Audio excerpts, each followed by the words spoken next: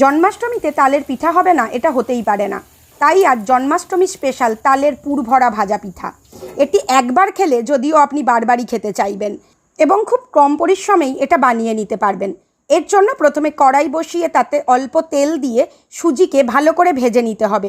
তারপরে এই সুজির মধ্যে অল্প লবণ, চিনি ও তালের মাড় দিয়ে ভালো করে নেড়ে নেব এবং ততক্ষণ পর্যন্ত এটাকে নাড়ব যতক্ষণ না এটি কড়ার গা থেকে ছেড়ে আসছে।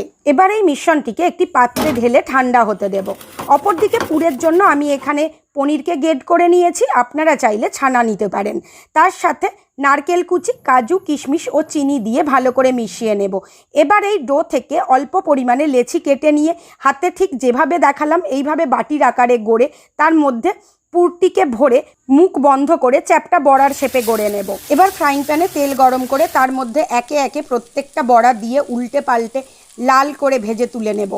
আজকের টিপস: তালের রসে ভিটামিন এ, বি, সি ছাড়াও জিঙ্ক, পটাশিয়াম, আয়রন ও ক্যালসিয়াম থাকে, তাই তা আমাদের স্বাস্থ্যের জন্য খুবই উপকারী। এবার গোপাল ঠাকুরকে খাইয়ে দেখুন বা নিজে খান, এর টেস্ট কেমন হলো আমায় কিন্তু কমেন্ট করে জানান।